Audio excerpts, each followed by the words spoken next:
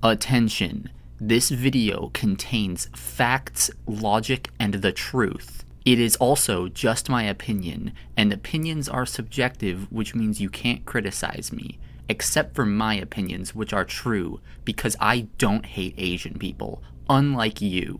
As a true Star Wars fan, I understand that Star Wars is awful and we need to destroy everything about it in order to actually make it good finally. So if you don't have a sense of humor and can't handle facts, logic, and subjective opinions that aren't factual, then just leave now. Also, I am playing Minecraft in the background. I don't care if you can hear the clicking. Deal with it. So I'm not very good at introductions to videos, which is why I like to do response videos, because having something to respond to sort of gives you an inherent structure. But this movie also isn't good at introductions, and they have infinity dollars worth of Disney money to spend on it, and I don't. So if they can get away with it, then so can I. So right off the bat, this movie just throws at you that the Emperor's alive, just in the opening crawl. And that's not really surprising to anyone since they put him in all the trailers. But imagine if he hadn't been in the trailers, or if the trailers hadn't existed. Imagine just having finished watching The Last Jedi and then coming right into this movie, directly following it up as a sequel. The Emperor just comes out of nowhere, and they don't have that as a reveal in the movie. They have that as a reveal in the opening crawl. They just throw right onto your plate, oh, by the way, the Emperor's alive, even though the past two movies had nothing to do with that. Imagine if you just got out of the theater watching the original Star Wars for the first time, and then you immediately go in to watch The Empire Strikes Back, and just in the opening crawl, it says, Darth Vader, Luke Skywalker's father. You don't get shown that in the movie. It's not revealed to you as the characters find it out. It just happens. I know they put the message he sent out in a Fortnite level, and I get it, and I like the jokes behind that, but I don't actually believe that they took that out of the movie so that they could have it in the Fortnite level. You need to play the Fortnite level in order to understand the movie. I guess I'm using this term lightly. This movie works without it. You can understand what's going on. You don't need to play the Fortnite level in order to understand this movie. But it definitely feels like something that should have been in the movie. I don't think the Fortnite level is the reason why it's not in the movie. I think they just wanted to throw you right into it. And then they made a deal with Fortnite, and Fortnite was like, hey, you know that thing that the movie references? What if we actually showed it to you? So then we start off with the first shot as a spaceship flying through space, as is tradition in Star Wars. And the ship is Kylo Ren's, I forget if it's his shuttle or his TIE fighter.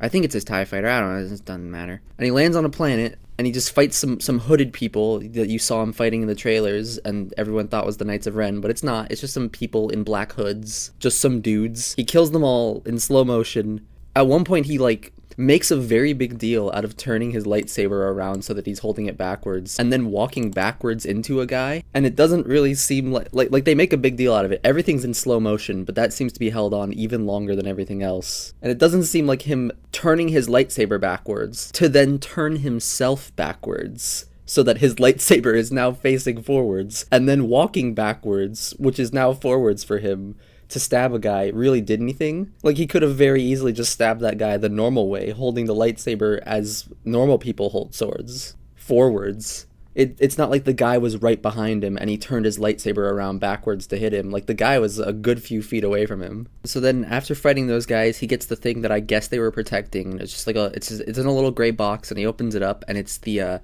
Sith Wayfinder, which is not a very good name. It's an okay name. It accurately describes what it is. It belongs to the Sith. It helps you find your way. But it sounds so clinical. It's just a very on the nose name for it. It's what you would expect it's what you would expect an item in a video game to be called. It's just, this helps you find your way. It's the Wayfinder. It doesn't sound mystical or ancient or anything. Holocron's a good word. I don't even really know that much about holocrons because I haven't kept up with anything Star Wars Expanded Universe in years. Even when I did, I wasn't really that deep into it. But holocron's a good name. It's a made-up name, but it's a good name. And this seems to be trying to ape the appearance of a holocron, and might even be a holocron.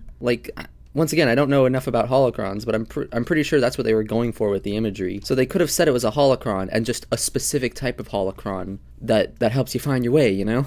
but instead they just called it a Wayfinder. Kind of a boring name. Not a big deal, kind of a boring name though. And so it has like this kind of cool transition shot where it like goes into the Wayfinder, shows you this little red dot, and it turns out the little red dot is Kylo Ren in his ship with the Wayfinder in it. Nice transition, very good. Whoever came up with that shot should get a cookie. And there he is. He just has the Wayfinder. It's like it just sort of throws you into it. Boom, now he has it, which I guess is fine. I don't know. I feel like that whole beginning shot just kind of like it was very like point A to point B. They probably could have cut it out because that beginning scene doesn't really tell you how he got it. It just shows you him defeating the guys guarding it and then getting it. It's the very end of the quest. Like they probably could have skipped that part too. They could have still had a shot of a spaceship like every Star Wars movie starts with. Just have it be his ship and have him have the Wayfinder already. Oh yeah, so as the opening crawl tells us, Palpatine put out like a galaxy-wide message saying that he's alive, which is groovy. I don't really know why he did that. I imagine he wanted Kylo to find him, but why not just send a message to Kylo since we know that he can like directly make voices appear in Kylo's head specifically? Why risk the entire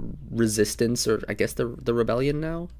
In the last Jedi, they call themselves rebels like halfway through the movie. They give up on trying to call themselves the Resistance. And in this movie, they're the Resistance again. Like, why would he risk the Resistance coming to him before his plan is ready, letting them know he's alive when he could have gotten the sneak on him while still letting Kylo know? Maybe he wanted Rey to know, but if that's the case, why not just send that message to Rey and to Kylo instead of sending a galaxy-wide message? I guess you have to play the Fortnite level to figure that one out. You know what? Maybe the Fortnite level is essential. Now that I think of it, they could have had the voice that goes out either galaxy-wide or maybe just to Snoke and maybe Rey, if he wants Rey to know. He could have had that be in Snoke's voice. So instead of like showing the audience right here and now that the Emperor is alive and just having them like accept it, you could have had it start off with, oh man, Snoke might be alive. I thought he died. And then have Kylo come in expecting Snoke. I think the opening crawl says he wants to destroy any challenge to his power. So it makes sense that he would want to kill Snoke.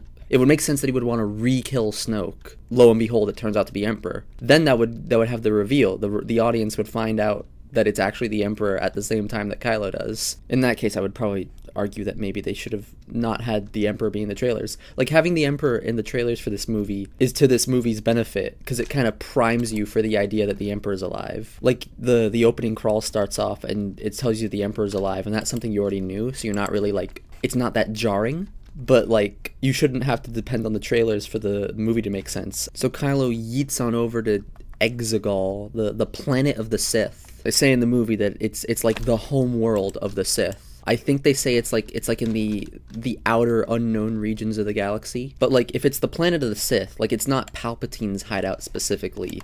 It's the hideout of any given Sith who wants to hide there. And surely that would mean Vader knew about it. And they make a big deal out of Luke not knowing where it is in this movie and having tried to look for it previously. And we know that Force ghosts can just communicate with anyone. We know Anakin's a Force ghost. Anakin appears as a Force voice in this movie. Why would Vader not like tip off Luke like, oh, by the way, here's where the Sith live? I don't really know like that much specifically about like how Palpatine operated, but like the whole point of the Sith is that they're supposed to overthrow their master at some point. And so the only way that they could continue knowing various things that the Sith know is if their masters teach them those things. If Palpatine didn't teach Vader these things and then he expected Vader to one day overthrow him, that would have kind of cut the Sith line short. I don't know if maybe Palpatine is some exception to the rule, like maybe he wanted to live forever as opposed to every other Sith. I don't know. Maybe I'm thinking too hard about this. Seems like maybe it would have been easier to just have that planet be like Palpatine's hideout as opposed to being like a Sith place specifically. Specifically? Yeah. So Kylo gets there, and then Palpatine reveals to him that he's been every voice inside his head. He does a little Snoke impression. He does a little James Earl Jones impression, and then he straight up just says the words, "I made Snoke." And we see like a big old canister, like a Bacta tank, with a big old fetus Snoke in it, which sort of implies that that's how he made him. And that's basically all we get in terms of how or why Palpatine made Snoke. He says Snoke trained you well, which suggests that Snoke isn't just like completely puppeteered by Palpatine. Snoke sort of had his own free will and was just being given instructions by Palpatine. And that's basically all we find out about Snoke and Palpatine's involvement with him. So from these movies, we've gone from episode 7, oh look, it's Snoke, he's mysterious, he's ancient, what's gonna be his thing? Find out later. Then we go to episode 8, Snoke's dead, don't think about it. And then episode 9, oh, Palpatine did the whole thing. As has been pointed out, Snoke has like Snoke has said that he's been there like since the beginning, back in 7, I'm pretty sure. And then, as has been pointed out, Snoke has like these big scars on him, suggesting that like, you know, he got those from his life experiences. But you see in the tank that the fetus Snoke is in, that he's got those like exact same facial scars. So it seems like those scars are just like artificially put onto him, and they haven't actually resulted from anything. Snoke is just born like a very tall, wrinkly, scarred up old man from the get-go. And I guess you could argue that maybe Palpatine put all those things on him as red herrings, like to make it look like he was ancient, when he was actually just like 5 minutes old. Don't ask where he got those force powers from. I guess Palpatine gave them to him. I don't know how he did. I didn't realize you could put force powers into a person, especially force powers as strong as the ones that Snoke had. Did Palpatine train Snoke? I don't know. Did Snoke not actually have any force powers? Was it just Palpatine from very far away using the Force, and Snoke kind of waving his hands around and pretending like it was him doing it? That would sort of suggest that Palpatine is just like omniscient. In which case, how does anyone ever get the drop on him ever? Later on in the movie, like, Kylo Ren just straight up says his plan is to kill Palpatine. Did Palpatine not hear that? Did Palpatine want Snoke to die? I don't know. So then, the explanation we get for how Palpatine is alive is he just says what he said in Revenge of the Sith. The dark side is a path to many abilities some would consider to be unnatural. And that's our explanation. He just did it. He had the Force. We don't know if he put himself into a new body. We don't know if his old body just survived. We don't know how he got out of the exploding Death Star. We don't know if he transmitted his consciousness into something else. Is he a clone? I don't know. How'd you do it? Oh, the dark side. That's how. The end. So that's Palpatine in this movie. That's how he's here. Very, very cool. There's like a lot of logistics you can look into to like try and figure out how exactly Palpatine was involved with Snoke's running of the First Order in the last 2 movies. Like how hands-on or hands-off he was. But this is sort of like a first impressions video, so I don't really have time to like think about all of that. I'd probably have to rewatch some of the other movies in order to like piece together everything. People who are a little more like analytically minded than I am would definitely be able to go over like exactly how many ways it doesn't work at all and doesn't make sense, or exactly how you could piece together all these pieces of information and try to make them make sense. But like this movie's answer to it is just like, here's a few answers to really like base level questions, and the rest don't think about it. He's back. The Emperor's new groove. Don't worry about Snoke anymore. He's dead. He's not the main villain of this movie. So then Kylo Ren tries to kill Palpatine, but Palpatine said... Oh yeah, Palpatine is like he looks weird in this movie. He's like... He doesn't have quite the same wrinkles that he did in Jedi. His face is still very old and wrinkly looking, but it's like different wrinkles. He's kind of more like he looks more like bloated. Like he looks like a dead body that's had like water soak into it.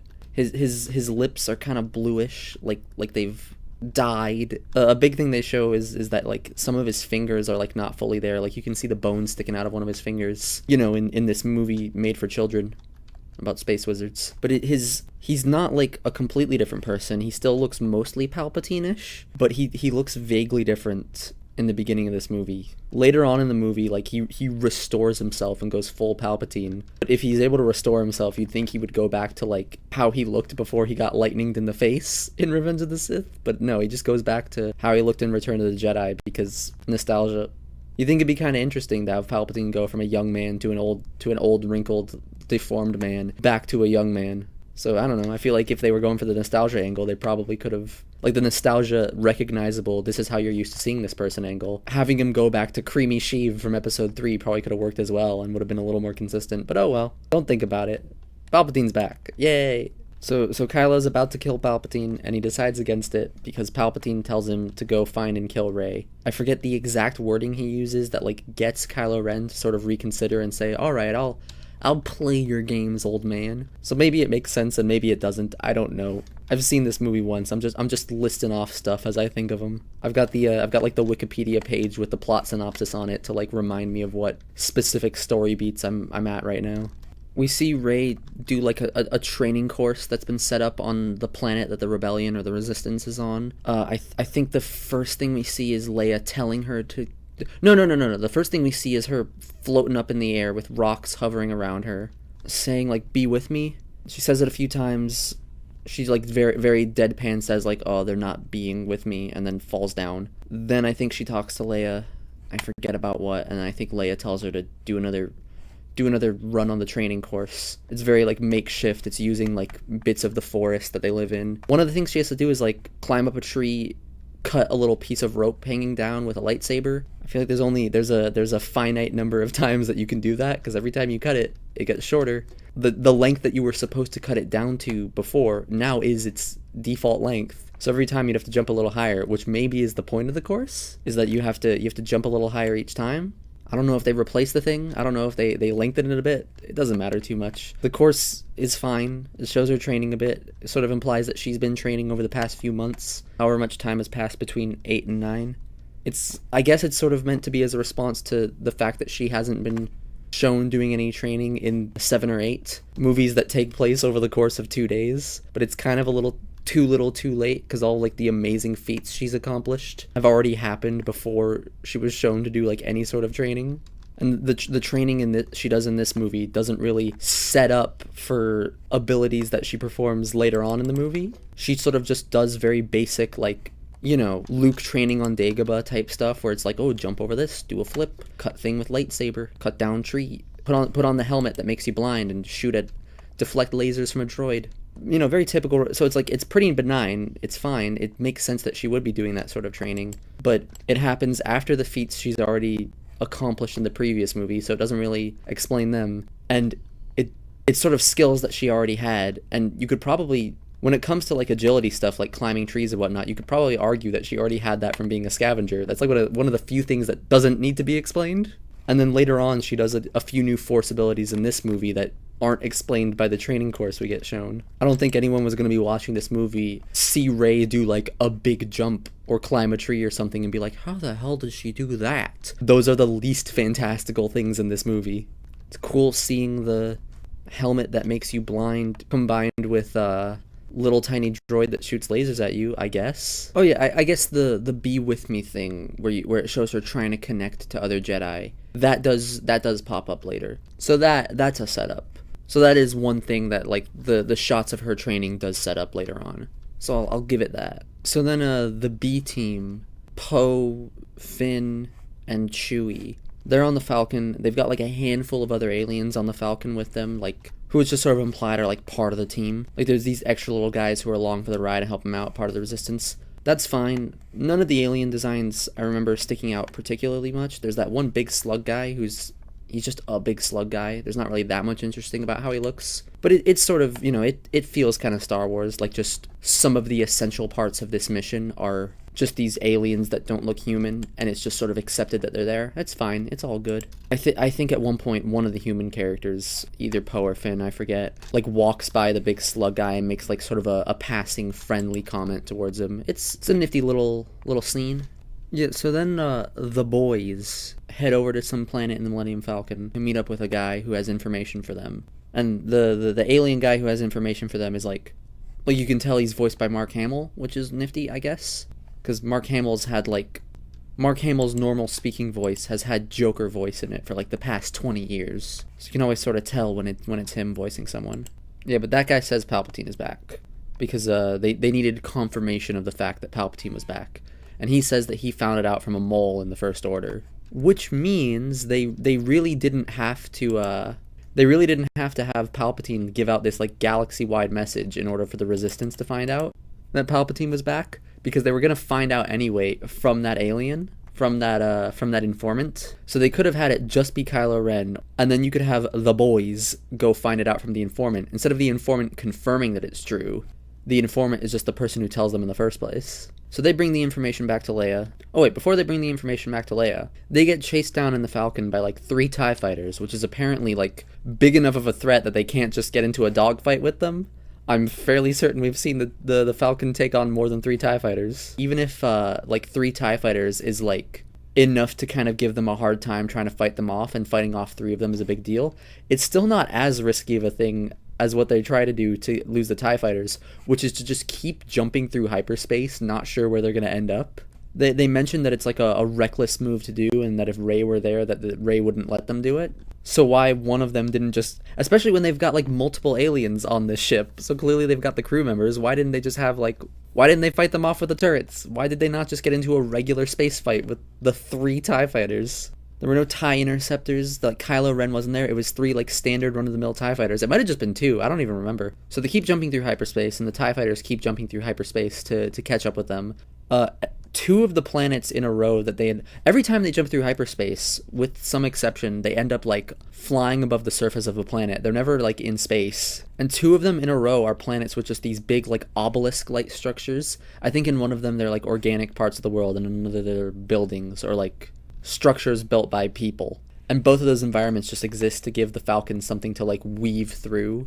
They're like the exact same visual, but with different aesthetics. It sort of reminds me of Frogger, like how every level is just kind of the same, maybe with a little bit of escalation, and they just change what things you're jumping from or between. Like the first level is jump on lily pads, then the second level is jump on logs, then the third level is jump in the street and avoid cars. Like it's the same level every time, but with different looks. And it escalates a little from like, oh, now they move. Oh, now you have to avoid the things rather than aim at the things. It's like that. But it's the Falcon and like obelisks. Is obelisk the right word? I don't know. Yeah, okay, obelisk is like close enough. 100 big pointy boys is what I'm getting at here. So then they get back to the planet that the Resistance is on. They tell Leia, everyone finds out, Rey finds out. Rey points out that that she has the sacred Jedi texts, and in it talks about a Sith Wayfinder. Once again, not a very good name, and that's what they can use to find Palpatine. So like in this movie, they give you some exposition as to how a Sith Wayfinder works, which once again makes me feel like they didn't really need to show Kylo finding it, because it gets enough of an explanation and enough of an introduction through other means in the movie that they probably could have just started with him having it and saying that he found it. It wouldn't feel like it came out of nowhere, because they have like other parts of this movie where they establish it. Also, I like how the sacred Jedi texts are very important, despite in the last movie Yoda saying page turners they were not. He like asks Luke in The Last Jedi if he had read them, and Luke kind of like stutters over his words as if to be like, oh, no, I didn't read them, but like clearly he read them, clearly they were important. Even in The Last Jedi, before being contradicted by this, it was still stupid, because like,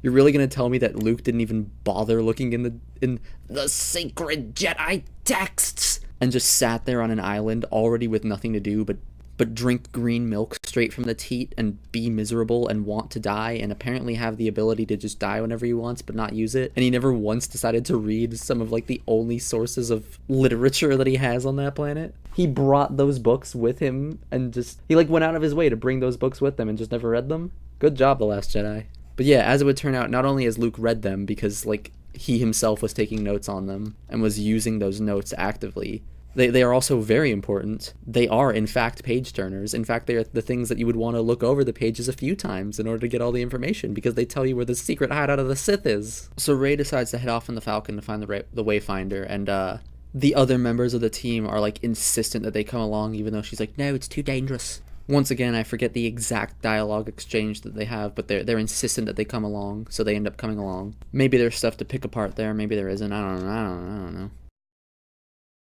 So then the gang all heads to this desert planet, Pasadena. R2 doesn't come with them, and I don't know why. I don't know why they brought 3PO instead of R2. It works out for the story, but like, surely R2 would be a little bit more built for adventure than 3PO is. Oh well. 3PO is like the best part of this movie. He's probably the character who stays like the most intact. So good for him. I'm glad.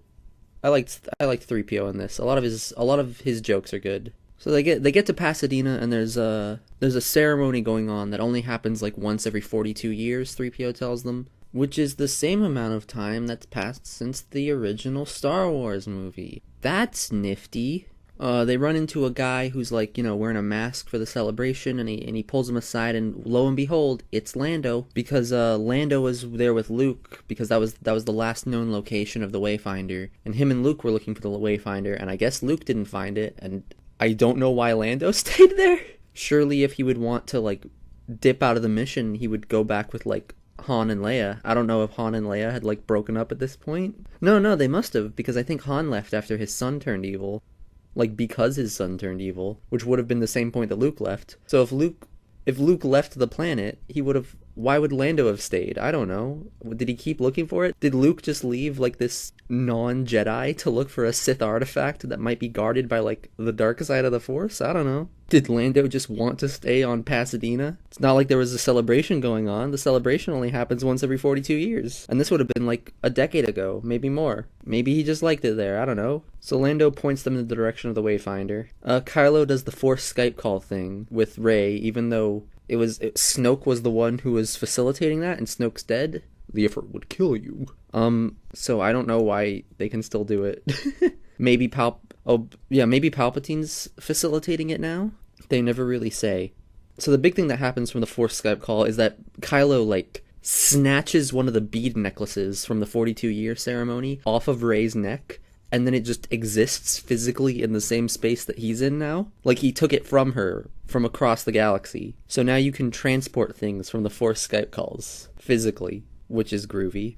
And he takes that necklace, and he has it, like, analyzed by the First Order officers, and they manage to find out what planet it's from, and that's how he finds them. So it's not just like a visual thing, like physically that necklace now exists in the same space Kylo's in, instead of where Rey is. In The Last Jedi, they had like a little bit of it, but it was just like, it was raining where Rey is, so at the end of the call, there was some like water droplets on Kylo's hand, and I feel like that worked better, because that was just like an elemental thing, whereas this is just like a straight up like unique physical object that just got transported from one place to the other. I could imagine that Kylo's hand just sort of became a little bit wet from being bonded to someone who's in a place that's wet. It's sort of like some people try to argue that like, oh, you can't complain about new force powers because the Emperor never shot lightning out of his hands before episode 6. But like lightning does sort of work as like an extension of the Force, because lightning is just energy. It's like an elemental thing. It's not like the Emperor could just like materialize rubber ducks out of his hand, out of thin air. I feel like the same thing sort of works for water. Like, it makes sense that water could appear on someone. It doesn't make sense that they could grab like an entire solid object off of someone and have it not be with them anymore and have it be with the person who grabbed it. So Kylo and the boys make their way to Pasadena. Meanwhile, Rey and the gang, they get to where the dagger's supposed to be, and they find like this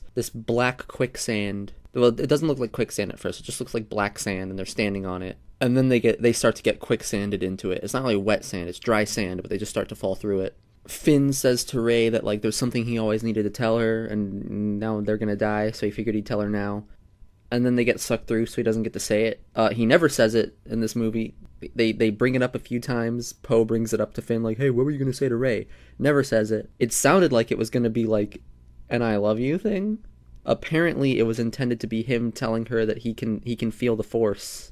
I don't know why that information would be relevant, like when they think they're going to die. Like, an I love you makes sense, and oh, by the way, I have the Force, and then they all die. It doesn't really matter. Him telling her he has the Force doesn't really change much in their final moments. Also, it doesn't make sense why he would wait till death to tell her that he has the Force. Surely at any point, and then like decide against it when he realizes they're not dying anymore. Surely just like right after he realizes they're not going to die, it would still be relevant for him to say, oh, by the way, I can feel the Force. And then maybe they can try to patch together like a really fundamental training lesson where she tries to like get him to move a rock or something, because him having some non-zero amounts of the Force that he can maybe use later on would be better than nothing.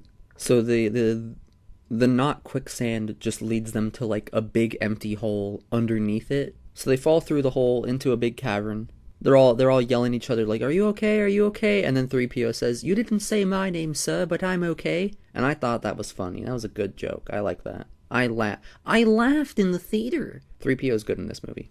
So they find a dagger and it has like Sith runes on it. And they have 3PO translate it. Well, I guess that's why they brought 3PO on, is because they knew that they would probably need to translate something. And 3PO's whole thing is like translation. So I guess that's the reasoning behind why they brought them on the mission instead of bringing R2. R2 really got nothing in in these movies. He did nothing at all. He just got replaced with BB-8. So they show the dagger to 3PO to translate, and 3PO says that he can read it and he knows what it means, but he's forbidden from being able to translate it. And he sort of has this offhand comment like, I believe it was a rule passed by the Republic, and then they shut him up. And I thought, I don't know, some people had issue with that because it was kind of contrived, but I don't know, I think it worked. I think it's fitting that a protocol droid would have some, bureaucratic red tape standing in the way of him being able to complete his mission. I saw someone see that, maybe that was actually, a sneaky move pulled by Palpatine back when he was Chancellor to make it more difficult for people to find out Sith stuff. And that'd be interesting. That'd be kind of a nifty little afterthought. Sure, why not? I like it.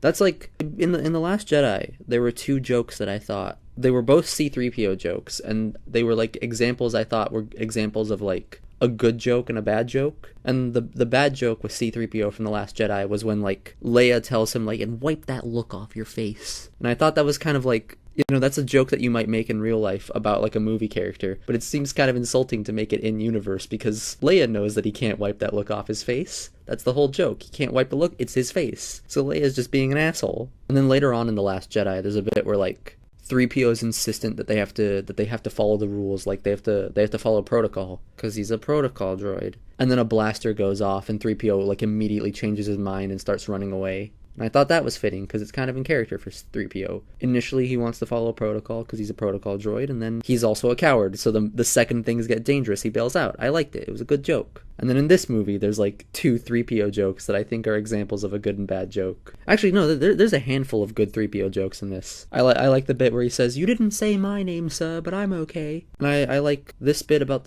not being able to translate things. It's some red tape that's been put over him. That probably either A, Palpatine did it to do evil stuff, or B, it was just some decision made by some council because they thought it was a good idea at the time, but it's standing in the way of things now. I liked it, and I'll get to the bad joke later. So then they run into this giant snake, and one of the other characters tries to kill it, and Rey's like, no, and she heads in, does the Chris Pratt dinosaur thing. She sees that the snake is wounded, and she uses the Force to heal it, which is a thing she can do. Which, right off the bat, that raises a lot of questions of, why have other people not used this ability to save people? They do place the limitation on it that, you can't heal yourself. You need to, expend some life force in order to heal someone else. I don't know if this comes with a caveat that, maybe it shortens your lifespan a little each time, or if it just comes with the caveat that it drains your energy in the moment, so if you drain yourself too much in one go, you die, which is what happens at one point in the movie. But I don't know if it, refills. It also, it doesn't seem like it's just, your energy that gets put into them. She Wolverine heals, a visible outside wound on the snake and makes the flesh grow back. I know force healing was, a thing in the original Star Wars expanded universe. But from what I've been told, it came with the caveat that it was, such a high-level ability that, you had to be extremely experienced to be able to learn it. And Rey is not that. So the snake is happy that Rey healed it, and so it moves out of the way, and, its tail was plugging up a hole that they used to get out. Apparently it just keeps its tail there all the time. They climb out. They decide to get back to the ship. But Kylo and the boys show up. Chewbacca, goes around a corner, goes behind a rock or something. I don't really remember. And when Finn or Poe or whoever does it, I forget who, looks to try and find out, where he is, they see he's just being, escorted by stormtroopers into a ship. He looks like a guy who's just sort of accepted it, like a guy who got pulled over for drunk driving and is just yeah, I know, I'm sorry guys. He puts up no fight whatsoever. And I get that feasibly it might just be the case that they've demonstrated to him that there's no point in fighting back, but we don't really see that. We just see Chewbacca looking kind of dejected, walking into the back of a spaceship. He's not in handcuffs. It would have been really easy to have him already in handcuffs or have the stormtroopers pointing whatever the Star Wars equivalent of a cattle prod is at him, or have a thing around his neck to show that they've already subdued him, and just have it be implied that they were able to overpower him. The ship with Chewbacca in it takes off. Oh yeah, then we get that shot from the trailer of Kylo coming at her with the TIE fighter, her jumping over it, and then she slices off one of the wings with the lightsaber. The ship crashes. It knocks off one of its other wings, so it's just the bubble in the middle of the TIE fighter. and that thing tumbles like 5 times and lands. It's going at like this breakneck speed. So the shot from the trailer, which looks like it might be part of some final confrontation, is really just like a brief encounter that they have. So the spaceship with Chewbacca in it takes off. Rey tries to use the Force to stop it. Kylo just gets out of like this tumbled up TIE fighter unharmed, not even really like disoriented. It would have been really easy to just have like the ship crash, skid on the ground, and then land, and that be it. Like, they didn't have to have it tumble like 5 times if they wanted Kylo to just come out unharmed. So he starts using the Force to try and stop Rey from using the Force, from making the ship go away. He's trying to like push the Force, or push the ship like further out into the atmosphere. Then lightning comes out of Rey's fingers on accident, and it and it hits the ship, and the ship blows up, and Chewie's dead. The end. And Kylo just kind of leaves them alone after that. The gang all yeets off of the planet. The Falcon got taken, so they take the ship of Ochi, the guy who owned the dagger. Oh yeah, he also killed Rey's parents, so that also happened. I forgot about that until now. Rey's very upset because she killed Chewbacca by accidentally shooting lightning out of her fingers. So yeah, he was given the dagger to kill Rey's parents. And that dagger has like important instructions on it written in Sith language, so I guess he speaks Sith language. And it tells you how to find the Sith homeworld. I don't know why he was given this dagger if his only goal was to kill Rey's parents. Why not just give him a normal dagger, or let him use one of his own weapons that he has because he's an assassin? Why is such like secret important information hidden on this dagger given to a guy whose only job is to kill someone important? Was he supposed to go to the Sith homeworld? Did he have to like report back to Palpatine about how like he's killed Rey's parents? Is that why he had a dagger? Once again, I guess he can speak Sith, so then he could use the dagger to find the Death Star ruins, pull out the little thing that shows you which rock formation you're supposed to go to, find the Wayfinder. So he doesn't even have instructions to the Sith homeworld. He has instructions to the Wayfinder to get to the Sith homeworld. But like, surely after the first time he uses that knife, the knife is now meaningless, because now he knows where the Wayfinder is. Does he have to put the Wayfinder back, like, each time that he uses it in the same spot? Why not just tell him where the Sith homeworld is, instead of making him go to the location where the Wayfinder is and use the Wayfinder? Why does he even need any directions at all? Surely Palpatine, like, the first time he got into contact with him, would have... Either A, he would have gotten into contact with him on the Sith homeworld, so he was already there, so he already knew where it was. Or B, he got into contact with him some other way, in which case, why didn't he just use that way to tell him that he killed Rey's parents? Who was this knife made for? Because, like, it leads you to the Death Star ruins. The Death Star ruins are, like... Endor only became a significant location, like, less than a human lifetime ago, when the Death Star crashed on it and made that particular shape of rubble. It literally points you to somewhere in the Death Star. It's not like this ancient Sith thing. Palpatine must have been the one who set that up. So then Rey is upset that she shot lightning out of her fingers and it killed Chewbacca. Which, like, Kylo says later on that the reason he, like, had that little Force fight with her was to push her, to show her the extent of her abilities. And, oh, by the way, Rey's a Palpatine in this, which I guess is supposed to explain, like, where her Force powers come from. But, like, shooting lightning out of your fingers is not hereditary.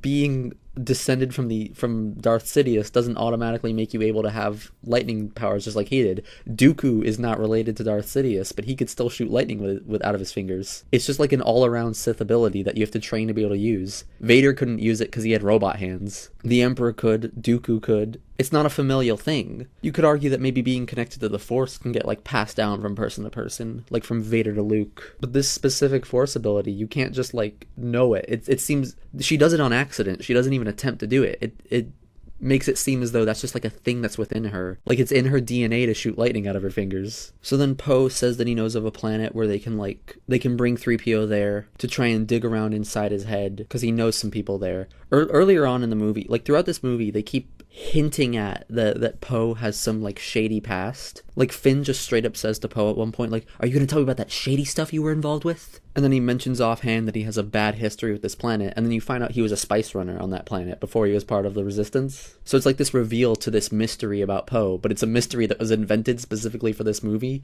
Neither in the previous of the 2 movies was it suggested that Poe had a shady past. It would have been fine if just, like, they show up at the planet and, like, someone there recognizes it, like, "You're that spice runner," and they're like, "You were a spice runner?" And that was, like, the first we heard of it. Like, it's a reveal. But in this, they don't make it a reveal. They have it be, like, the answer to a question that nobody was asking in the first place and that only started getting asked in this movie. There is a funny exchange where, like, when they find it out, Finn says, "You were a spice runner," and he responds with, "You were a stormtrooper," which is a good point. And then Rey says, "You were a spice runner," and he says, "You were a scavenger," which is less of a good point, because scavenger isn't even like an inherently illegal or immoral thing to be, as opposed to a spice runner or a stormtrooper. Like, Rey was just doing it to survive. But I do like the exchange of, like, him saying, like, we could do this all day. We could talk about our past all day. It's like, it's a funny joke. I guess maybe the point is that he's comparing Spice Runner to Scavenger and Stormtrooper because, like, nobody really had a choice in what they were doing, and I guess maybe he's trying to make the point that, like, he himself had no choice in being a Spice Runner. It's what he had to do to survive. So I'll allow it. I guess it's fine. Led to a funny joke. It's all good. So they meet Poe's old spice running buddy, Zori Bliss, who can get it. She initially, like, doesn't want anything to do with Poe, but she, like, begrudgingly lets them get help from her and her crew. So then they meet Babu Frick, the man, the myth, the legend himself, Babu Frick. He kind of reminds me of Salacious Crumb, but he's, like, round instead of pointy, is the only way I can describe it. And he's part of the Spice Runner crew, and he can, like, hack into droids. He's funny. I like him just fine. He feels Star Wars. So Babu Frick is, like, digging around in the back of 3PO's head, and that's when you sort of figure out, like, oh, this is where the red eye shot from the trailer is from. Once again, it seemed like they were building that up to be something big, but no, like, the red eyes are just, like, the equivalent of the check engine light in your car. It's just, like, an error message. And so it turns out they can jailbreak 3PO and have him say things in a forbidden language, but it comes at the expense of having to reset his memory right after. And so that's where the "I'm just taking one last look, sir, at my friends" line from the trailer comes from. Which, once again, like, the trailer builds it up as if this is going to be, like, you know, this is the final thing. This is right before it's this or nothing. Like, they might all die as this big emotional moment, but it's not. They still could have had it be, like, an emotional moment, and it seems like that line was, like, trying to build itself up as being one. But, like, they play 3PO's memory loss for jokes, even though he's essentially dying in that scene. Like, all the other characters are just sort of, like, apathetic about it, and, like, 3PO himself doesn't even seem like he's understanding the weight of his sacrifice outside of that line. He almost seems like he's clueless about it. Like, he's like, "What? We're doing what now?" There's no goodbyes from him. It just sort of happens. And then after the fact, it's played for jokes as well. You know, he makes a few jokes about, like, "Oh, it sure is great meeting you all for the first time." And, like, even comments like that could have been fine. They could have been, like, bittersweet. Where 3PO, after having just lost his memory, is, like, naive to the whole thing. Like, he doesn't even know about the sacrifice he's just made. Be kind of like visiting a relative who has, like, Alzheimer's, and they just don't even recognize you, and it's sad because they don't recognize you, and they're so innocent. Like, "Oh, who are you?" Like, it could have been done like that, where, like, he's still sort of making these sort of innocent, kind of humorous comments, but there's, like, a sadness behind them. But nah. Because he mentions, before they do it, like, R2 is supposed to keep backups of his memory, but R2's never been any good at that. And then later on in the movie, R2 backs up his memory. So, like, if he had just stayed, like, permanently mind wiped, I would have liked to have seen, like, that be taken more seriously. And I was kind of, like, felt like it was insulting that they didn't do that. But since he gets his memory back anyway, I guess it's fine that they played it for laughs. But even then, with him getting his memory restored, they still could have had it be, like, a serious moment where he very well thinks that he's going to have his memory wiped, doesn't know that he's going to get it restored later, and so treats it like a genuine sacrifice, because as far as anyone is concerned, it is a genuine sacrifice. He was still willing to do it. It seems like they wanted to have the emotional impact of 3PO sacrificing itself, but didn't put any of the work in to achieve that, outside of a line that sounds good in the trailers. And that's the bad joke with 3PO I was talking about from this movie, is that, like, they make the other characters just be assholes to him, when this is, like, actually 3PO doing something fairly heroic for the cause. And, like, they didn't, and it's him getting his memory wiped, since he gets his memory back later anyway, doesn't really add anything to the story, that it doesn't affect them in any way. At no point is he asked to recall something, and then because he doesn't have any memory left, he's no longer able to recall it. Hell, that would have worked. They wouldn't have even had to pretend like it was permanent if that was the case. They could have said outright that later on R2 can restore his memory, and just had it be that, like, in the moment, in that mission, 3PO didn't have his memory, and there were a few things that could have been made easier for them, like the team, if he did have his memory, but he can't do that now because his memory's been wiped. And that could have have like some sort of impact on the story. But instead we get like a scene that doesn't have any impact on the story, doesn't have any emotional impact because like they don't bother giving it any emotional impact. You don't feel like 3PO is like actually died, even though he basically has as far as this point in the movie is concerned. So all you get out of it is like a few cheap jokes. And the jokes don't come from like any situations where it actually affects anything. It's just the jokes involve him saying, I haven't met you guys before. Hello, I'm 3PO. The jokes are just like tacked on. So a Poe like catches up with Zori. It's suggested that they had like a relationship in the past. She like opens the part of her helmet that reveals her eyes. They're just normal people eyes. She talks about how like she's been spending the past however long since Poe left trying to get this like first order credit that just lets your ship fly into like any given first order location, like a one-time shot. Although like the first order has only been in power for like a year or less, so I guess she's only been spending a year looking for it. She probably could get another one soon enough, I don't know. So then when the gang is about to leave and Rey realizes that Chewbacca is alive. Also, they show you in the movie that Chewbacca is alive like a few minutes after his alleged death. They just show him on the well, not the Death Star, on like the First Order Star Destroyer. As it would turn out, Chewbacca was on a different ship than the one that Rey destroyed with lightning. And Rey can sense that now, but apparently she couldn't sense Chewbacca being 100 feet away from the actual ship she was trying to stop from leaving. So I was going to try and finish this whole video by the time New Year's came around, but like half of it got corrupted and I don't want to have to re-record it because I have New Year's plans. So I'm just going to upload this as is and call it a part 1 because I want to have something uploaded by the end of the year. So you will find out why this video is titled what it is titled in part 2 coming January, I guess.